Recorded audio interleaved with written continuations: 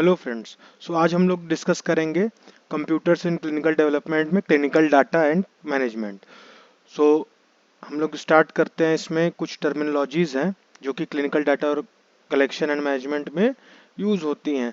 पहला है clinical development, जैसे जिसको हम लोग ड्रग डेवलपमेंट भी कहते हैं। जब कोई नया ड्रग का लॉन्च करेंगे तो हम लोग उसको ड्रग डेवलपमेंट क्लिनिकल डेवलपमेंट करते हैं, जब किसी नए ड्रग को मार्केट में लाते हैं। ये हम लोग पढ़ चुके हैं पहले भी। इसमें जनरली हम लोग जो drug discovery, product development, pre clinical trials, ये सब करके हम लोग फिर ड्रग को मार्केट में लॉन्च करते हैं। क्लिनिकल रिसर्च अगला टर्म है जो कि बताता है कि हम लोग कैसे, मतलब किसी भी, जैसे अगर हम लोग एनालाइज करते हैं एक तरीके से कि ट्रीटमेंट की इफिकेसी क्या है। जब हम लोग किसी पेशेंट को कोई ट्रीटमेंट करते हैं तो उसको हम लोग ऑब्जर्व करेंगे ओवर द टाइम, ताकि हम लोग को, जैसे कि अगर हम लोग उसको 6 महीने के लिए किसी पेशेंट को ड्रग दिया जा रहा है तो उसको हम लोग उस पर रिसर्च करेंगे कि उसकी इफिकेसी कितनी आ रही है। क्लिनिकल ट्रायल्स है। क्लिनिकल ट्रायल्स में जनरली हम लोग इवेलुएशन करेंगे हमारी इफेक्टिवनेस और सेफ्टी ऑफ द मेडिसिन। जो हम लोग मेडिसिन दे रहे हैं उसकी इवेलुएशन करेंगे, इफेक्टिवनेस कि कितना वो इफेक्टिव है, और उसकी सेफ्टी मतलब कहीं टॉक्सिक तो नहीं है। कैसे करेंगे, मतलब अगर हम लोग लार्ज ग्रुप, अगर हम लोग 10 से 15 लोगों को एक दवा देते हैं, यहाँ तो हम कम है, मतलब क्लिनिकल ट्रायल में और ज़्यादा होता है, तो उसमें हम लोग ऑब्जर्व करेंगे, उसको परमानेंट मॉनिटर करेंगे कि क्या रिस्पॉन्स आ रहा है उसका, कहीं टॉक्सिसिटी तो प्रोड्यूस नहीं कर रहा है, कहीं ऐसा तो नहीं कि हमें हमारे इफेक्टिवनेस कम है, कि अगर बुखार उस पैरासीटामोल का 2 घंटे में नहीं उतर पा रहा है, 4 घंटे में उतर रहा है। तो ये सब इफेक्टिवनेस और सेफ्टी का हम लोग ध्यान रखते हैं इसमें, मतलब इसकी स्टडी करते हैं क्लिनिकल ट्रायल्स में। क्लिनिकल डाटा कलेक्शन, अब ये पॉइंट आया है, क्लिनिकल डाटा कलेक्शन नाम से क्लियर है। डाटा कलेक्शन मतलब data is a set of information, उसको हम लोग कलेक्ट करते हैं। ठीक है, तो अब जैसे कहाँ से, जो ये सब अभी हम लोग ने देखा कि रिसर्च हुआ, ट्रायल्स हुआ, डेवलपमेंट हुआ, ये सब जब होता है तो इसमें कुछ डाटा हमें मिलेंगे। तो उस डाटा को जब हम लोग कलेक्ट करते हैं और उसको मतलब कंट्रोल के साथ, वो उसका मिसयूज और वो ना हो, उसका गलत इस्तेमाल ना हो, तो उसको हम लोग एक तरीके से हमारे जो डाटा की सेफ्टी और इंटीग्रिटी बनाते हुए उसको जब हम लोग कलेक्ट करते हैं और जो कि हमारे आगे फर्दर यूज में आए, उसको क्लिनिकल डाटा कलेक्शन कहते हैं। और मैनेजमेंट क्या होता है, डाटा, क्लिनिकल डाटा मैनेजमेंट, तो जनरली जो हम लोग जो अभी डाटा कलेक्ट किए हैं, फिर इसको कहाँ हमें भेजना है, कि एडमिनिस्ट्रेशन पे भेजना है, या ऐसे एक सेंट्रल एडमिनिस्ट्रेशन भेजना है जहाँ से वो डाटा फिर फर्दर कोऑर्डिनेट हो, मतलब उसको जहाँ जाना हो, मतलब एक ग्रुप ऑफ डाटा को हम लोग लिए, फिर वहाँ से हम लोग को जिस ब्रांच में उसको भेजना है, तो वहाँ से उसका मैनेजमेंट हो रहा है। वहाँ पे मैनेजमेंट मतलब एक बल्क में डाटा हम लोग को प्रोवाइड हुआ, उसके बाद उसकी जहाँ नीड है हम लोग उसको वहाँ भेजेंगे।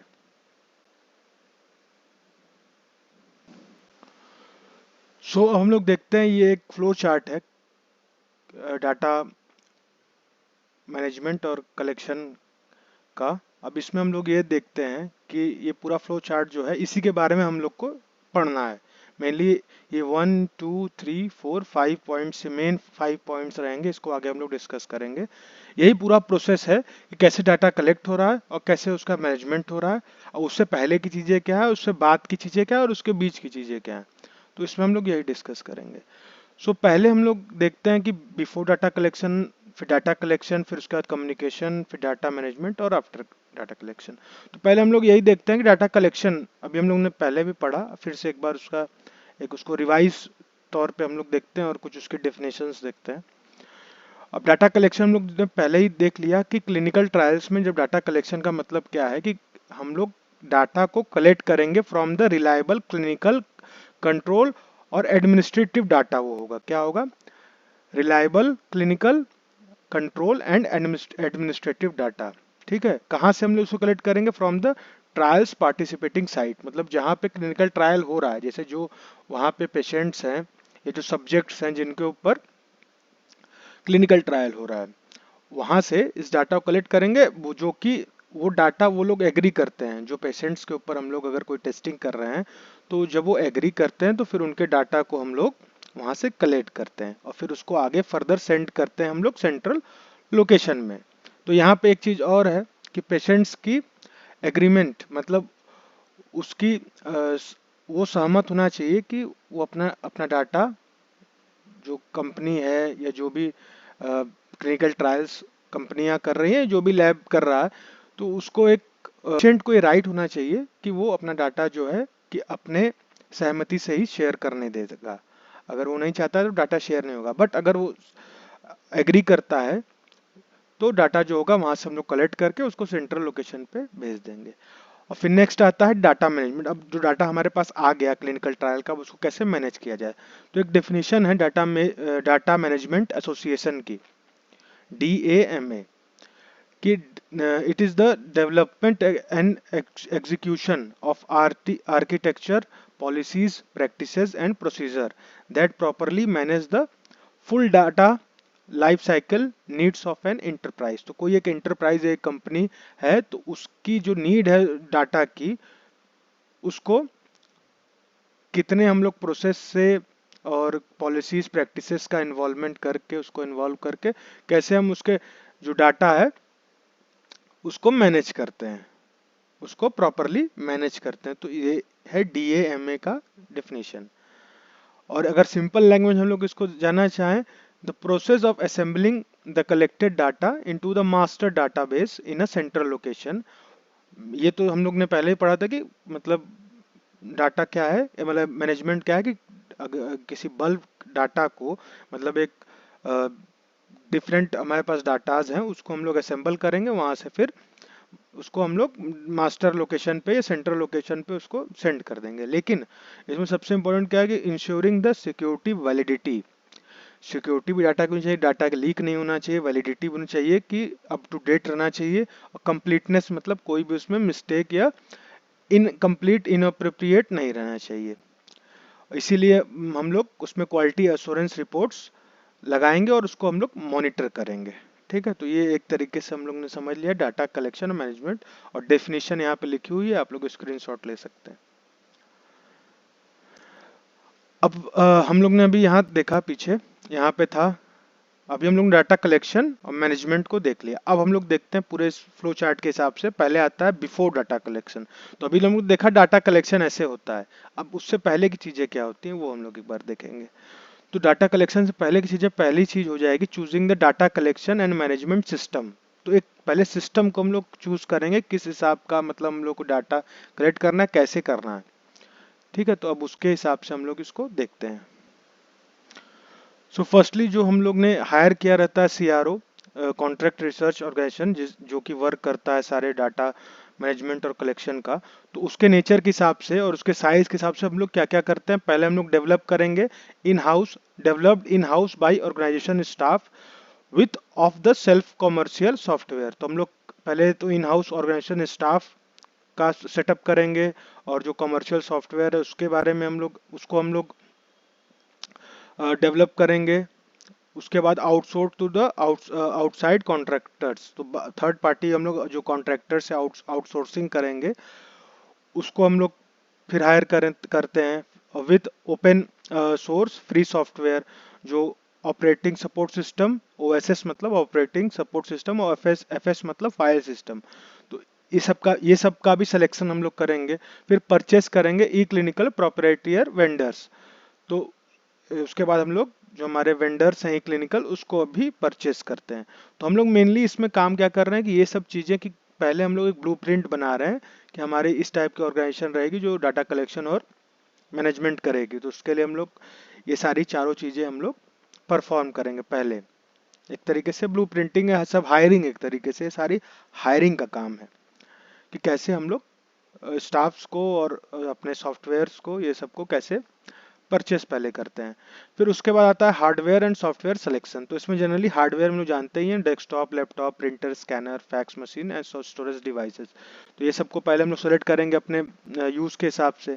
फिर उसके बाद सॉफ्टवेयर सिलेक्शन में हम लोग सॉफ्टवेयर डेवलपमेंट सॉफ्टवेयर, जैसे हमारा जो डाटाबेस मैनेजमेंट सिस्टम क्या होना चाहिए, सॉफ्टवेयर सिस्टम क्या होना चाहिए, डाटा कम्युनिकेशन सॉफ्टवेयर क्या होना चाहिए, डाटा कन्वर्जन, क्योंकि डाटा क्या है कि वो हो सकता है, जैसे अभी हम लोग भी नॉर्मली कभी शेयरिंग करते हैं तो कोई इमेज जेईपीजी में रहती है, कोई पीएनजी में रहती है, कोई जीआईएफ में रहेगी, ऐसे करके कोई पीडीएफ में होता है, कोई वर्ड में होता है, कोई एक्सेल में होता है। तो एक डाटा कन्वर्जन सॉफ्टवेयर भी हमें चाहिए जो इम्पोर्टेंट है। और स्पेशल सॉफ्टवेयर भी हो गया, सर्वर्स हो गए, लैन वैन और फायरवॉल्स हो गए, जो कि एक तरीके से हमारे वायरस को या मतलब सिक्योरिटी के लिए, डाटा सिक्योरिटी के लिए होगी। तो ये सारी चीज़ें हम लोग सेलेक्ट करेंगे पहले, और फिर सिस्टम वैलिडेशन आता है। वैलिडेशन, जैसा कि हम लोग जानते हैं कि वैलिडेशन मीन्स क्या होता है कि अगर किसी चीज़ को एक्सेप्टेबल बनाना है, उसको वो मतलब लीगल बनाना है, या एक तरीके से उसका जो एक्यूरेसी और इस चीज़ को चेक करना है, तो उसके लिए हम लोग उसको पहले वैलिडेट करेंगे कि उसका जो आउटपुट है वो कितना बढ़िया होना चाहिए, कि हमें जो हमारे एक्सपेक्टेशन के हिसाब से होना चाहिए। तो जनरली जो कि न्यूली डेवलप एप्लीकेशन है उसके लिए वैलिडेशन बहुत ज़रूरी है। उसके लिए डिफरेंट टेस्टिंग्स होती हैं। अब टेस्टिंग्स होंगी, क्यों होती हैं? टेस्टिंग होती हैं कि हम लोग चेक कर सकेंगे कि जो सिस्टम हमारा है वो एरर फ्री है और वर्क करता है एज एक्सपेक्टेड, मतलब हमारा जो एक्सपेक्टेशन है, जो हमारे एम है, उसके हिसाब से उसको वर्क करना चाहिए और सिस्टम जो होना चाहिए एरर फ्री। इसके लिए हम लोग उसका वैलिडेशन करेंगे। ये फर्स्ट लेयर टेस्टिंग में आता है। और सेकेंड लेयर टेस्टिंग में हम लोग ये मेक श्योर करेंगे कि जो सिस्टम है वो कंप्लीट है कि नहीं, जब हम लोग उसको प्रोडक्शन के लिए भेजते हैं उससे पहले। ये पुट इनटू प्रोडक्शन है, ये पुट इनटू लिखा है, यहाँ पे मिस्टेक हो गया है। तो इसमें हम लोग चेक करते हैं कि सिस्टम जो है कि कंप्लीट है कि नहीं है, मतलब हमारा जो सॉफ्टवेयर है या हार्डवेयर है वो कंप्लीट है कि नहीं।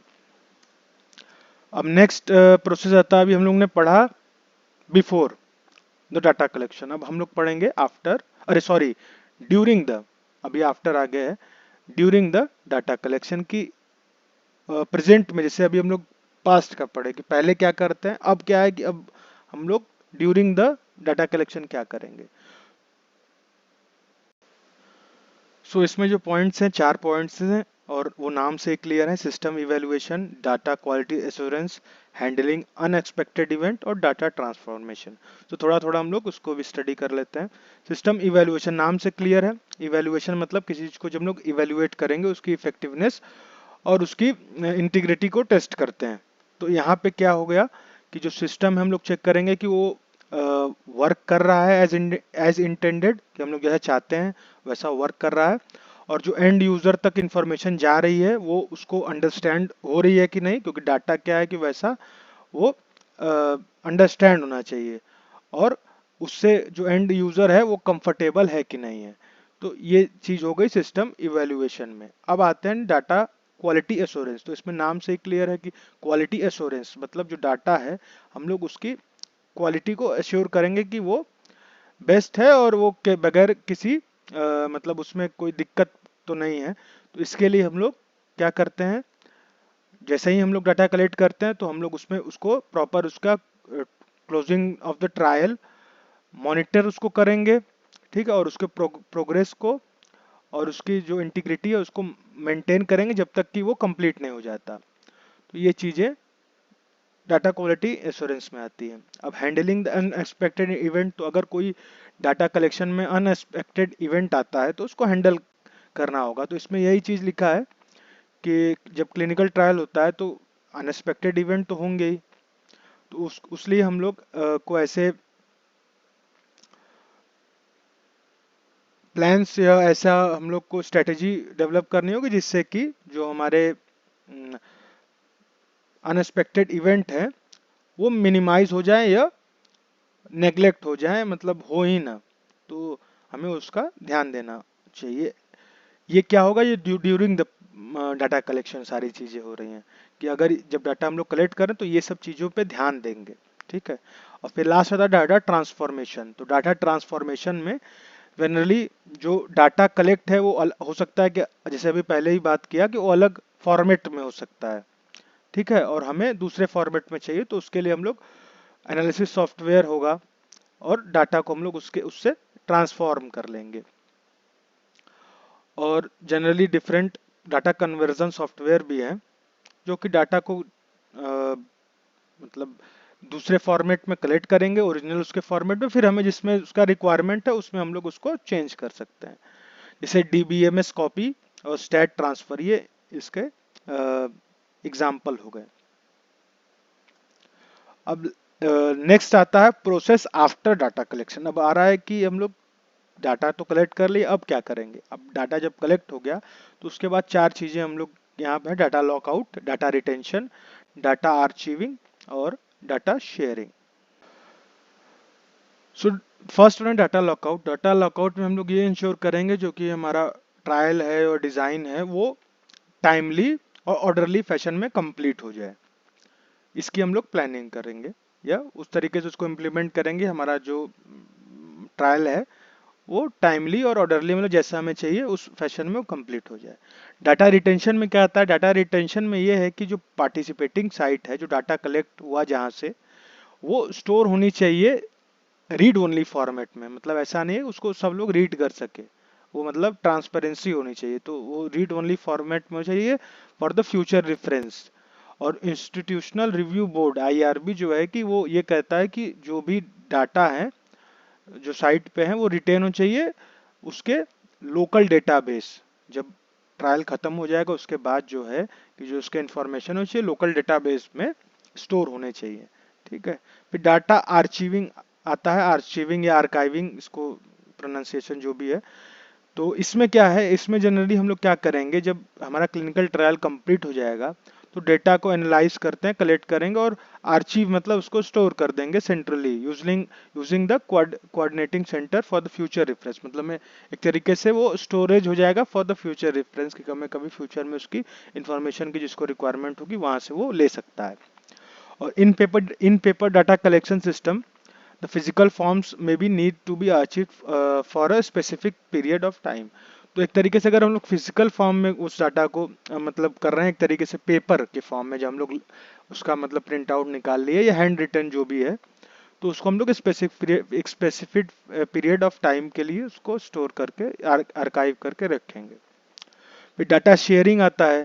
तो डाटा शेयरिंग में ये हमें पता है कि डाटा को हम लोग शेयर कर सकते हैं अमंग द डिफरेंट रिसर्चर। तो डाटा जो हम लोग को मिल चुका है आफ्टर द क्लिनिकल ट्रायल, तो उसको हम लोग शेयर कर सकते हैं दूसरे रिसर्चर्स के साथ। और इंटरनेट हो गया, इंटरनेट के थ्रू हम लोग सारे डाटा को, इंटरनेट पे अगर वो है हमारे साइट पे, तो वहां से वो डाटा शेयर आसानी से हो जाएगा जब हमारा क्लिनिकल ट्रायल्स कंप्लीट होता है। और अब आता है, अभी तक हम लोग ने देखा कि बिफोर, आफ्टर एंड ड्यूरिंग, और हम लोग ने डाटा मैनेजमेंट क्या होता है और डाटा कलेक्शन क्या होता है। अब हम लोग ने उस फ्लो चार्ट में ऊपर कम्युनिकेशन भी लिखा था जो कि सबको डाटा कलेक्शन और मैनेजमेंट को साथ में जोड़ता है। तो हम लोग इसमें देखेंगे कि कम्युनिकेशन क्या होता है। नाम से क्लियर, कम्युनिकेशन मतलब अगर हम लोग कोई information from one place to another place, मतलब या one person to another person हम लोग शेयर करते हैं बाय यूजिंग अ मीडियम, अगर किसी मीडियम का यूज करके। जैसे अगर हम लोग टेलीफोन से, अगर हम लोग यहाँ बैठ के इंडिया में बैठ के अमेरिका बात कर रहे हैं, तो बात हमारी हो रही है, information one place to another जा रही है, लेकिन वो मीडियम क्या है, वो टेलीफोन है। तो वैसे ही डिफरेंट है, डिफरेंट इसमें कम्युनिकेशंस डिवाइसेस और क्या मीडियम हो सकते हैं उसके बारे में स्टडी करेंगे। सो इसका डेफिनेशन तो बताने की जरूरत नहीं है, वो तो समझ ही गए हम लोग। अगर स्टैंडर्ड लैंग्वेज के लिए एक बार इसको देख सकते हैं कि क्या डेफिनेशन होगा। सो इसमें जनरली हम लोग पढ़ते हैं कि डिफरेंट क्या, डायरेक्ट मतलब कम्युनिकेशंस के क्या डिफरेंट टाइप्स हो सकते हैं जिसके थ्रू हम लोग कम्युनिकेट कर सकते हैं। पहला है डायरेक्ट कॉन्टैक्ट मीटिंग्स। तो इसमें सिंपल सा है कि अगर एक पर्सन दूसरे पर्सन से आमने सामने बैठ के बात करता है, ठीक है, अब वो चाहे फिजिकली भी हो सकता है, वो चाहे थ्रू इंटरनेट है वो भी हो सकता है, लेकिन फेस टू फेस, मतलब उस एक को दूसरे का चेहरा दिखना चाहिए। तो उसमें जनरली जो स्टाफ्स रहते हैं, कोऑर्डिनेटिंग स्टाफ सेंटर के, तो उसमें बायोस्टैटिस्टिशियन हो गए, कंप्यूटर प्रोग्रामर हो गए, प्रोजेक्ट मैनेजर, वो जब अपने वर्क का उसको फाइनलाइज करते हैं, उसकी प्लानिंग करते हैं, तो वो कैसे, मतलब वो एक दूसरे से बात करके वहां से डाटा कलेक्ट करते हैं और रिट्रीव करते हैं। अब आता है टेलीफोन। तो ये तो बड़ा कॉमन सी चीज है कि हम लोग टेलीफोन्स का यूज करके भी डाटा का हम लोग ट्रांसफर और उसका रिट्राइवल कर सकते हैं। और फैक्स क्या है? फैक्स जनरली क्या होता है कि use to transfer the document easily to the trial participant either from the hard copies with the fax machine और the electronic file directly from the computer. तो पहले जो फैक्स मशीन आती थी वो उसमें हम लोग मतलब अपना जो हमें पेपर जिस पे लिखी हुई है उस पे हम लोग स्कैन करते थे और वहां से वो दूसरे के पास उस फिजिकल फॉर्म में वो पहुंचता था, उसके फैक्स मशीन से वो निकलता था। अब आजकल इलेक्ट्रॉनिक फैक्स भी आ गया है जिसमें कि हम लोग डायरेक्टली कंप्यूटर में उसको शेयर कर सकते हैं। ईमेल है, ईमेल भी हम लोग जानते हैं कि ईमेल के थ्रू हम लोग कोई मैसेज या अटैचमेंट फाइल लगा के हम लोग उसको सेंड कर सकते हैं। वेबसाइट है, वेबसाइट डिफरेंट है जहाँ से हम लोग उसमें डिफरेंट हमारा डेटा स्टोर रहता है, वहाँ से हम लोग data management, phone directories, references, real time access to the information, ये सारी चीज़ें वहाँ से हम लोग रिट्रीव कर सकते हैं। एफटीपी होता है, तो एफटीपी एक ऐसा टेक्नोलॉजी है ऑफ डाटा कम्युनिकेशन जो कि अलाउ करता है सेंडिंग और एसेसिंग और sharing file quickly and easily through the secure environment. मतलब अगर हम लोग एक तरीके से इंटरनेट के थ्रू ही होगा, लेकिन उसमें हम लोग एक तरीके से उसमें हम अगर किसी को शेयर कर रहे हैं तो हम लोग उसका एक अकाउंट बनाएंगे, उसमें एक वैलिड पासवर्ड रखेंगे ताकि वो वही उसको खोल सके। तो एक सिक्योर एनवायरनमेंट बना के हम लोग शेयरिंग जब करेंगे तो वो एफटीपी के अंदर आता है कि हम लोग किसी को कोई फाइल सेंड भी कर रहे हैं तो उस पर एक आईडी और पासवर्ड रहेगा कि जो अथॉराइज पर्सन है वो उसके पास वो आईडी जिसके पास रहेगा वही उसको ओपन कर सकता है। और आता है वीडियो कॉन्फ्रेंसिंग एफटीपी टेक्नोलॉजी। तो वीडियो कॉन्फ्रेंसिंग एफटीपी में वीडियो कॉन्फ्रेंसिंग भी एक हो गया कि जिससे हम लोग थ्रू इंटरनेट या उस इंटरनेट के थ्रू हम लोग वीडियो कॉन्फ्रेंसिंग करके, जैसे स्काइप हो गया, गूगल मीट हो गया, ये सब चीज़ें जो है इसके थ्रू हम लोग इंफॉर्मेशन शेयर कर सकते हैं। और इसमें एफटीपी इसलिए है क्योंकि अगर वो जो ग्रुप है जिसमें अगर वो 10 लोग वीडियो कॉन्फ्रेंसिंग कर रहे हैं तो 10 ही लोग वो रहेंगे जिसके पास वो आईडी पासवर्ड रहेगा उस मीटिंग को ज्वाइन करने का। तो ये इसलिए है और इसके थ्रू हम लोग कम्युनिकेशन करेंगे डाटा का। तो ये चीज़ें हो जाएंगी। अब आता है जो डाटा कलेक्शन सिस्टम्स हैं जनरली हमारे जो आजकल यूज़ हो रहे हैं किसी भी क्लिनिकल ट्रायल्स में, वो 3 तरीके से होते हैं: pure paper based system, pure electronic based system और हाइब्रिड पेपर बेस्ड सिस्टम। सो एक बेसिक अगर हम लोग जानते ही हैं बेसिक सब लोग कि पेपर बेस्ड मीन्स हम लोग ये समझ सकते हैं कि उसमें पेपर का इन्वॉल्वमेंट होगा, मतलब हैंड रिटन हो, वो चीज़ें आएंगी। फिर प्योर इलेक्ट्रॉनिक बेस्ड में क्या है? प्योर इलेक्ट्रॉनिक बेस्ड में भी मतलब समझ गया कि इसमें पेपर का यूज़ नहीं होगा, इसमें मतलब हम लोग लैपटॉप्स, कंप्यूटर, मोबाइल फोन्स, ये सब का यूज़ होगा कि जब लोग डाटा एंट्री करेंगे वो उसके थ्रू होगा। और हाइब्रिड में क्या होगा? दोनों का मिक्सअप होगा कि कुछ चीज़ें हम लोग प्राइमरी चीज़ें जो है कि वो हो सकता है पेपर बेस्ड करें, फिर उसके बाद हम लोग इलेक्ट्रॉनिक बेस्ड करें।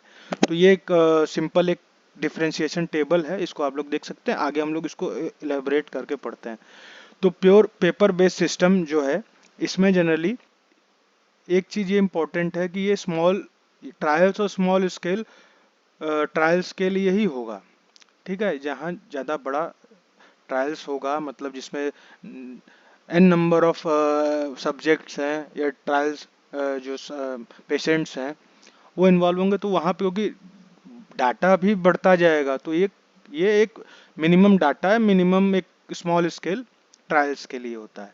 इसमें कोई कंप्यूटर, अब देखिए यहाँ पे लिखा हुआ है no computers and hardware software, hardware और सॉफ्टवेयर मतलब इसका कोई रिक्वायरमेंट नहीं, लेकिन आगे यहाँ पे लिखा होगा कि pure paper based system data collection use paper forms that can be designed by any graphical और word processing software such as Adobe, Microsoft Word. तो यहाँ पे एक चीज़ ध्यान देना है कि इसमें शेयरिंग के लिए कोई नहीं होगा, शेयरिंग के लिए हार्डवेयर सॉफ्टवेयर यूज नहीं होगा। लेकिन जब शेयरिंग मीन्स डाटा कलेक्शन और मैनेजमेंट में हो सकता है लेकिन कलेक्शन में नहीं होगा। तो यहाँ पे ये क्या है कि हम लोग जो जैसे कोई फॉर्म्स हम कॉलेज में जाते हैं एडमिशन लेते हैं या कहीं पे भी हम लोग मतलब नॉर्मली एक किसी स्टोर में गए तो वहाँ पे कभी आते हैं फॉर्म भरने के लिए। तो फॉर्म भरने का मतलब एक एग्जांपल से हम लोग ले लें, कॉलेज में हम लोग जाते हैं फॉर्म भरने के, तो कॉलेज पे जो फॉर्म हमें मिलता है हम लोग भरते तो अपने से हैं, हैंड रिटन है, लेकिन जो वो वो पेपर पे सारी जो प्रिंटेड रहती हैं चीज़ें, नेम लिखा रहता है, फादर्स नेम और कॉलेज का लोगो और डिफरेंट उसका डिजाइनिंग एक रहता है, तो वो जो अगर वो पेपर जो है वो तो बन रहा है कंप्यूटर के थ्रू। वो जो पेपर है वो बन रहा है कंप्यूटर के थ्रू, बट उसमें जो हम लोग डाटा एंट्री करेंगे वो होगा मैनुअली या फिजिकली। और फिर उस डाटा को हम लोग आगे, मतलब कलेक्शन का जो प्रोसेस है उसमें कोई हार्डवेयर सॉफ्टवेयर का यूज नहीं हो रहा। हाँ, जो उस पेपर को में प्रिंटिंग के लिए उसमें हार्डवेयर सॉफ्टवेयर का यूज होगा। ठीक है। तो जनरली जो मोस्ट कॉमन प्लेटफॉर्म है जो जिसके थ्रू हम लोग पेपर को हम लोग डिजाइन करते हैं, ओपन वीएमएस, यूनिक्स और पीसी के थ्रू। और डिफरेंट इसमें सॉफ्टवेयर पैकेजेस भी होते हैं। और इलेक्ट्रॉनिक बेस में हम लोग आ जाते हैं, तो अब ये क्या करेगा, एलिमिनेट करेगा पेपर डाटा कलेक्शन फॉर्म्स को। अभी डाटा कलेक्शन यहाँ पे हम जान रहे थे कि इसमें हार्डवेयर सॉफ्टवेयर इन्वॉल्व नहीं होता, अब इसमें होंगे। ठीक है, इसमें हम लोग डाटा कलेक्शन को पेपर में नहीं लेंगे, हम लोग इसको डायरेक्ट डाटा एंट्री करेंगे इनटू द कंप्यूटर सिस्टम। अब यही हम लोग अगर, अभी हम लोग ने कॉलेज वाला एग्जांपल देखा कि कॉलेज में हम लोग जाते हैं, वहाँ पे फॉर्म मिलता है भरने के लिए, उसको हम लोग फिजिकली मैनुअली भरते हैं। लेकिन अगर कहीं हम लोग किसी वहाँ पे हम लोग शॉपिंग करने शॉपिंग मॉल में जाते हैं, तो वो हमें कोई पेपर, जैसे बिल अगर बनाना होता है तो कोई पेपर नहीं देता है, वो डायरेक्ट नाम पूछेगा, मोबाइल नंबर पूछेगा, अपने डाटा उसमें कंप्यूटर में डाटा एंट्री कर देगा और हमें बिल दे देगा।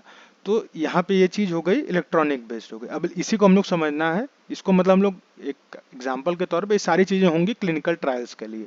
अभी जैसे वो चीज़ भी जो हम लोग प्योर पेपर बेस्ड पढ़े वो क्लिनिकल ट्रायल्स में था, कि जो हम लोग कॉलेज का एग्जाम्पल ले तो उसी को हम लोग समझ ले कि पेशेंट के लिए। और यहाँ पे भी उसी को समझ ले हम लोग पेशेंट के लिए, मतलब पेशेंट से डायरेक्टली जो इन्फॉर्मेशन हम लोग कलेक्ट कर रहे हैं उसको डायरेक्टली हम लोग कंप्यूटर में सेटअप कर रहे हैं, मतलब कंप्यूटर में डाटा एंट्री कर रहे हैं। तो अभी इससे क्या होगा, सिस्टम प्रोवाइड डाटा क्लीनर और फास्टर, मतलब ज़्यादा हौच पौच नहीं होगा। मतलब कभी क्या होता है कि हम लोग पेन से नाम लिखते हैं तो नाम कुछ गलत स्पेलिंग मिस्टेक हो गई तो उसको काट दिए, और वो चीज़ यहाँ नहीं होगी, वो क्लीनर डाटा होगा और फास्टर मिलेगा। ठीक है, क्योंकि यहाँ सब सिस्टम से होता है। और अप टू डेट होगा, प्रोग्रेस रिपोर्ट जो कि टाइमली होगी।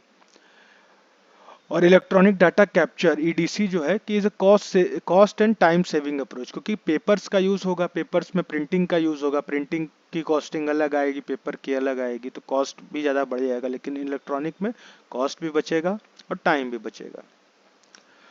और लास्ट में आता है हाइब्रिड। तो हाइब्रिड में जनरली हम लोग ऐसा स्ट्रेटेजी इन्वॉल्व करते हैं जिसमें कि दोनों का यूज हो।